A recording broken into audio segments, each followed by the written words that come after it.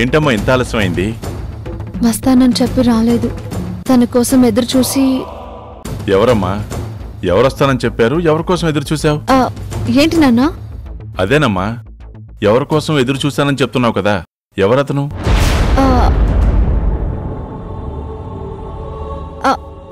అదే నాన్న, కస్టమర్.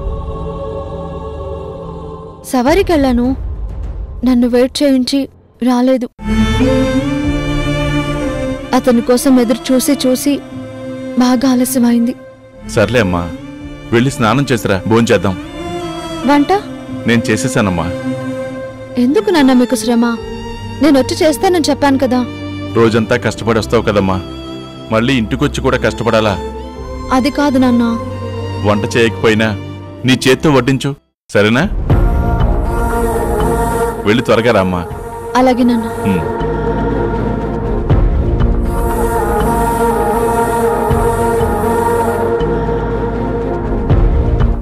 అదే చెప్పాను నేను కూడా. అన్నయ్య చెప్పు ప్రియా. అన్నయ్య, ఈ నంబర్ ఒకసారి నీ ఫోన్లో డయల్ చేసి ఇవ్వు.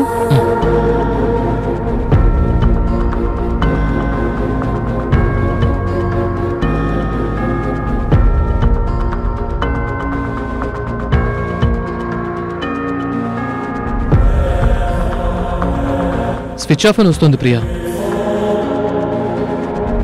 దేనికి ప్రియా? ఇది ఎవరి నెంబర్? నాకొకరు బాకీ ఉన్నారన్నయ్య. ఆ బాకీ తీర్చమంటే ఫోన్ ఆఫ్ చేసుకుని పెట్టుకున్నారు. ఏమాత్రం అప్పచెప్పావేంటి? అదే ఎంత డబ్బు అప్పచెప్పావని అడుగుతున్నాను ప్రియా. లెక్క చూసుకోలేదు.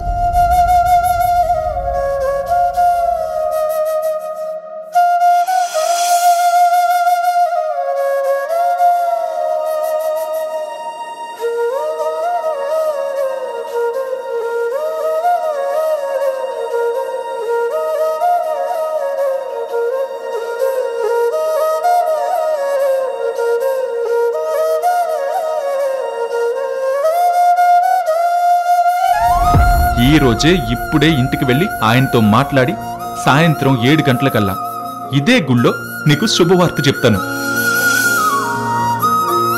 నీకు గుడ్ న్యూస్ చెప్పి ఇట్నుంచిట్టే మీ ఇంటికి వెళ్ళి మీ నాన్నతో మాట్లాడతాను. మా ప్రియా, పప్పయ్యమ్మా.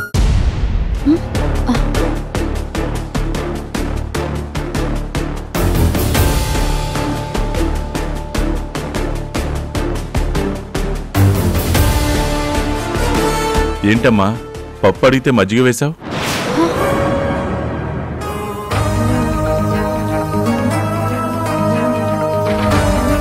అయ్యో, చూసుకోలేదు నాన్న. ఉండండి, వేరే ప్లేట్ తీసుకొస్తాను. వద్దులే అమ్మా, మజ్జిగతోనే తింటాను. వద్దు నాన్న, మారుస్తాను. పర్వాలేదమ్మా. వాళ్ళకి ఏం కావాలో చూడు. అలాగే నాన్న. అయినా ఎప్పుడు లేనిది ఇంత పరధ్యానం ఏంటమ్మా? మాకు తెలుసు నాన్న.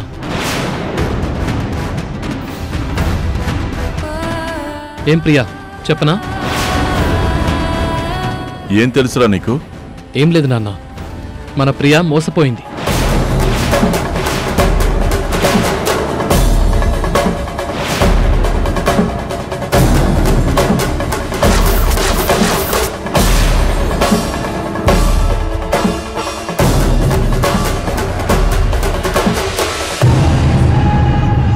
మోసపోయిందా? ప్రియా, ఏం మోసపోయావమ్మా? అదే నాన్న, తనెవరికో అప్పిచ్చిందంట. బాకీ తీర్చాల్సిన మనిషి ఫోన్ స్విచ్ ఆఫ్ చేసి మోసం చేశాడు. తన ఇంటికొచ్చినప్పటి నుంచి అదే మూడ్లో ఉంది. ఏమ్మా, నిజమేనా? అవును నాన్న. అంతేనమ్మా, ఈ జనాలు మన దగ్గర తీసుకునేంత వరకు బాగానే మంచివాళ్ళుగా నటిస్తారు. అవసరం తీరాక ముఖం చాటేస్తారు. లోకం తీరే అంత. మనమే కొంచెం జాగ్రత్తగా ఉండాలి. తను అలాంటి మనిషి కాదు, బాకీ తీరుస్తాడు. తీర్చే మనిషి అయితే ఫోన్ స్విచ్ ఆఫ్ ఎందుకు చేస్తాడు ప్రియా?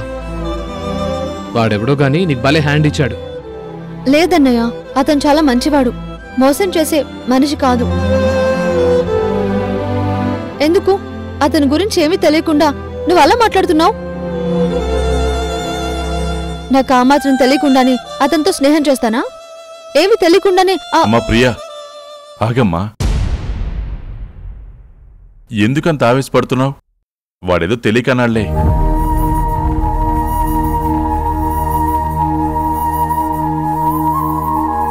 అమ్మా, నువ్వేం బాధపడకు. కష్టపడిన సొమ్ము ఎక్కడికి పోదు, తిరిగి వస్తుంది. రా, నువ్వు కూర్చుని భోంచేయి. వద్దు నాన్న, ఆకలిగా లేదు. ప్రియా. అమ్మా ప్రియా.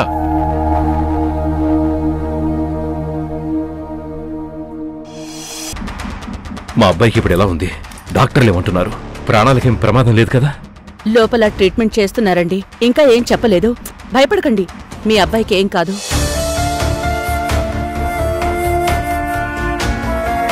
డాక్టర్, ఇప్పుడు అతనికి ఎలా ఉంది? ఏ ప్రాబ్లం లేదు కదా? చెప్పండి డాక్టర్. ఇంతకీ మీరెవరు? తను నా కొడుకు. అలాగా, డోంట్ వరీ, ఈ సేఫ్ నౌ.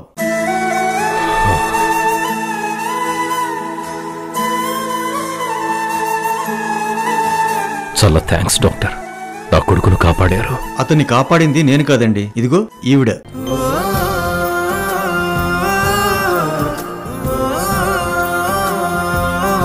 కరెక్ట్ టైం తీసుకొచ్చారు. ఒక అరగంట ఆలస్యమైన పరిస్థితి వేరేలా ఉండేది. డాక్టర్, నన్ను చాలాసేపటి నుంచి ఆపారు. ఇప్పుడు ఆయన కన్నతండ్రి వచ్చాడు కదా, ఇక నేను వెళ్ళొచ్చా? ఏమైంది డాక్టర్? ఏమీ లేదు సార్, అతను పాయిజన్ తీసుకున్నాడు కదా. MLC case. ఏదైనా ప్రాబ్లం అయితే ఫిట్నెస్గా ఉంటుందని ఈవెన్ ఉండమన్నాను. ఒక మనిషి చావు బతుకుల్లో ఉంటే వదిలేసి నా దారిని నేను వెళ్ళను డాక్టర్.